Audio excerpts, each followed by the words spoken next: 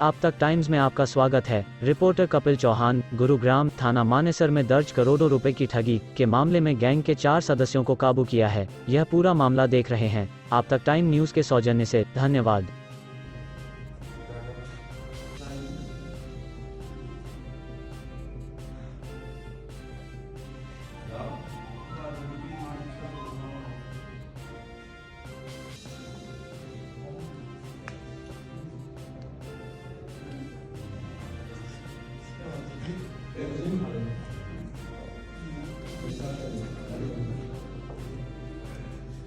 Mobile number नहीं भैया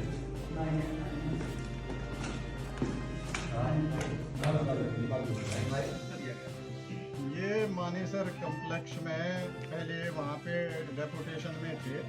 ये एक्चुअल में बीएसएफ में डिप्टी कमांडेंट के रैंक पे तैनात हैं और वहाँ रहते हुए ये शेयर मार्केट में काम करते थे और वहाँ इनको नुकसान हुआ और नुकसान के बाद इन्होंने इस तरह की रणनीति बनाई और ये फर्जी अकाउंट खोल के लोगों को ये कह के कि यहाँ में मानेसर कम्प्लेक्स में एक रोड बनाना है, कुछ स्टाफ क्वार्टर बनाने हैं, कुछ और बाकी कंस्ट्रक्शन का काम करवाना है, तो उसके लंबे चौड़े टेंडर का उनको प्रलोभन दे के और इस तरह से लोगों के साथ इन्होंने ठगी।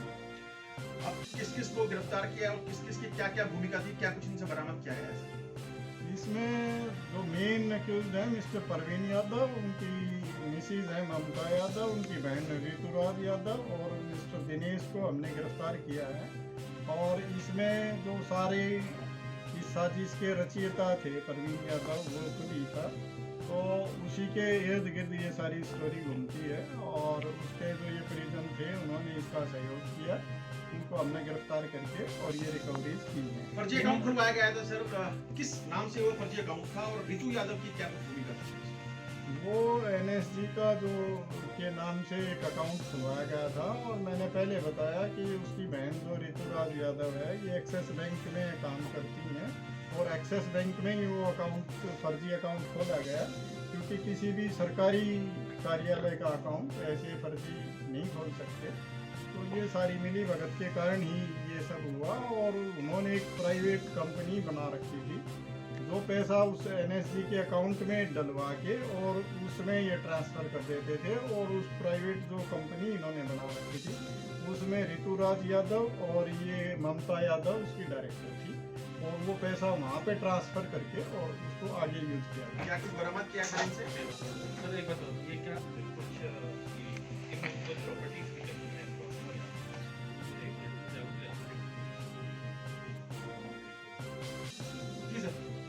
ये दिनांक 8 जनवरी 2022 को एक मिस्टर नारायण दास इसरानी जी ने एक कंप्लेंट दर्ज कराई थी कि एक परवीन यादव नाम का व्यक्ति जो मानेसर के एनएसजी कम्प्लेक्स में अपने आप को आईपीएस ऑफिसर बताता था और वहाँ पे हमारे को काफ़ी लंबे चौड़े टेंडर देने के लालच में और उन्होंने हमें झूठे उसके अलॉटमेंट लेटर देके और हमारे से 65 करोड़ रुपए अपने अकाउंट में ले लिए अर्नेस्ट मनी के नाम पे और उसमें ये सारा फर्जी अकाउंट अपनी बहन जो ऋतुराज एक्सिस बैंक में मैनेजर है उसकी मदद से ये फर्जी अकाउंट खुलवाया और इस तरह से करके उन्होंने 65 करोड़ रुपए की हमारे साथ ठगी की है।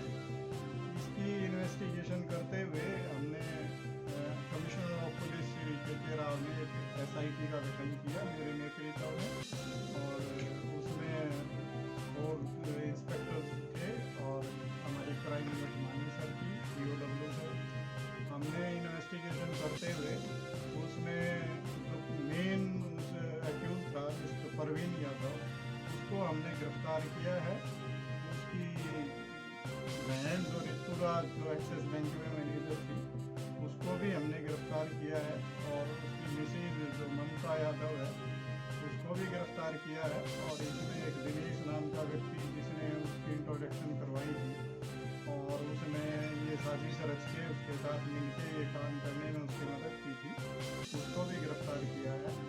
हमने इसकी गिरफ्तारी के बाद इससे 13 करोड़ 81 लाख रुपए नकद बरामद किए हैं और आज हम इसको कोर्ट में प्रोड्यूस करके और आगे पुलिस रिमांड सीख कर रहे हैं।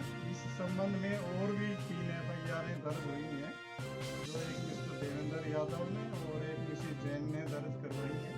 उनकी भी इन्वेस्टिगेशन की जा रही है और टोटल मिला के 125 करोड़ के करीब का ये एलिगेशन है कि इसने गबन किया था, जिसकी हम जांच कर रहे हैं और उसके सारे तथ्य को जुटा के और हम इसमें आगे की इन्वेस्टिगेशन करते जा रहे हैं। सर कैसे ये भी नहीं कराने की दूसरे को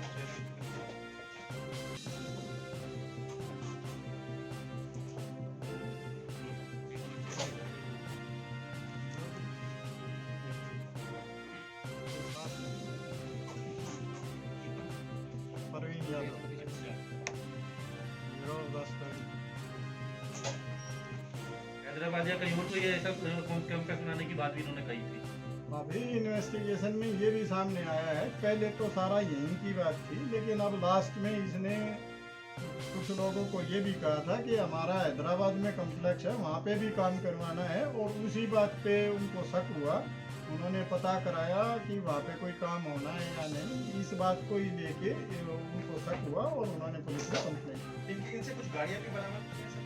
हाँ, ये काफ़ी लग्जरी गाड़ियाँ रखता था और उनमें से 4 गाड़ियाँ हमने बरामद की हैं और कुछ और गाड़ियाँ भी हम बरामद करने जा रहे हैं। ये BMW, कैंपस, मर्सिडीज, इस तरह की जो मस्टर्ड, इस तरह की जो बहुत महंगी महंगी गाड़ियाँ थी वो यूज़ करते थे, और लोगों को ये दिखाने के लिए कि मेरे पास काफ़ी पैसे हैं, ताकि उनका लोगों का इन पे विश्वास बना रहे, और इसी का झांसा देके ये इनसे ठगी करने में कामयाब। NSG के कुछ फर्जी लेटर हेड का भी इन्होंने ये बताया जा रहा है कि इस्तेमाल करने की कोशिश की थी। NSG के फर्जी कागजात बना के इन्होंने बैंक अकाउंट खुलवाया और उसी के आधार पे इन्होंने बिड के उनको लोएस्ट बिड दिखा के और उनको टेंडर का प्रलोभन दिया कि हम आपको ये वर्क ऑर्डर हम आपको अलॉट कर रहे हैं। तो ये सारा उसके नाम पे ही खेल इन्होंने किया और वो लोग इनके झांसे में आ गए। इसकी बीवी का क्या कुछ रोल था सर इस पूरी ठगी में? मैंने बताया कि इसने अपनी एक फर्म बना के उसका अलग से एक अकाउंट खुलवाया हुआ था, और जो ये पैसा NSG के अकाउंट से उस अकाउंट में ट्रांसफ़र करवाते थे, और उसमें इनकी जो पत्नी थी वो डायरेक्टर थी।